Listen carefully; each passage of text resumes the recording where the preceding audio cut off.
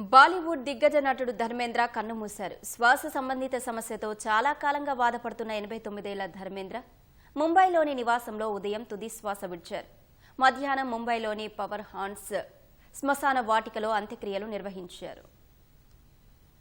అలనాటి మేటి నటుడు ధర్మేంద్ర ఇక లేరు. కొంతకాలంగా శ్వాస సంబంధ సమస్యతో బాధపడుతున్న ఆయన ఇవాళ తుదిశ్వాస విడిచారు. ఈ నెల 11న తీవ్ర అనారోగ్యం పాలైన ఆయన్ను ముంబైలోని బ్రీచ్ క్యాండీ ఆసుపత్రికి తరలించి చికిత్స చేయించారు.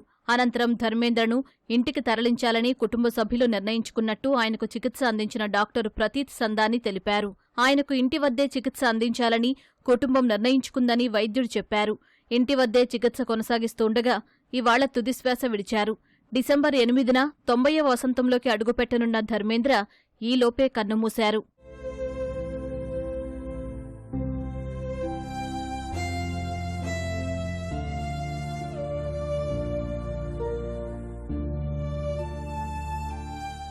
ధర్మేంద్ర మరణవార్త తెలియగానే పలువురు బాలీవుడ్ ప్రముఖులు, ఇతర కుటుంబ సభ్యులు ముంబైలోని ఆయన నివాసానికి చేరుకుని సంతాపం తెలిపారు.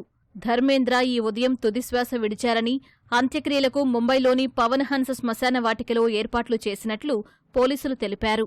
అనంతరం ధర్మేంద్ర పార్థివ దేహాన్ని అంబులెన్స్లో శ్మశాన వాటికకు తరలించారు.